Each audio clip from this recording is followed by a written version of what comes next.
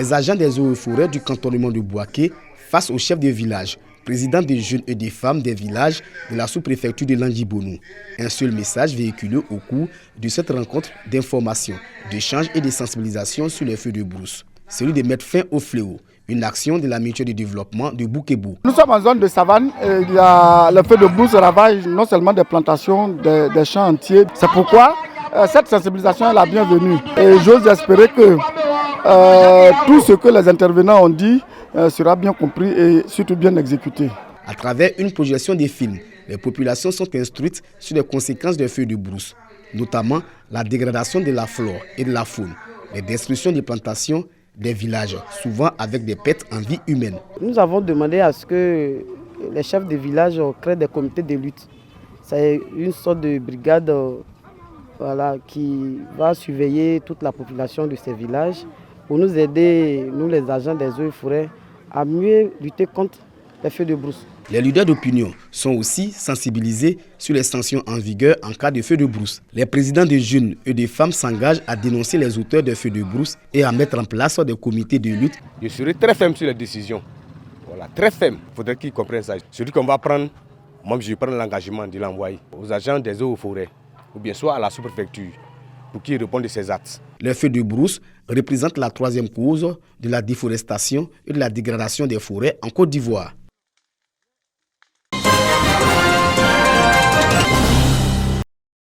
Sipo et Bangakwa, deux villages de la sous-préfecture de Brofodoumé. Les populations de ces villages ont reçu une délégation de la Fondation Paix et Unité en Afrique.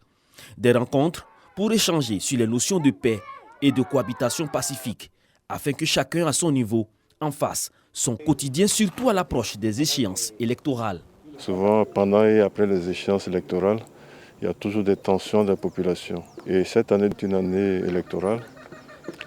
Sans faire la politique, nous avons estimé que nous pouvons faire le tour, aller dans certaines contrées, parler de paix aux populations, parler de cohabitation, de vivre ensemble, qui sont des éléments chers à toute personne. Le représentant du sous-préfet de Brofodoumé, Armand Boïdje, a salué l'initiative de la Fondation qui vise à sensibiliser les populations sur ces notions du vivre ensemble.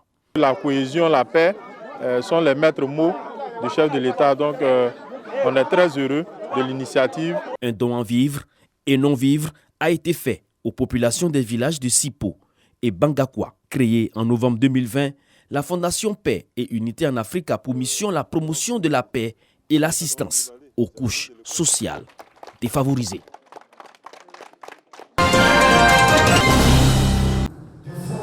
Plus que des mots, des leçons de vie, les proverbes, éléments fondamentaux dans la promotion des valeurs morales, et ce même avec l'évolution du temps. Aujourd'hui, on s'aperçoit que le proverbe est toujours d'actualité.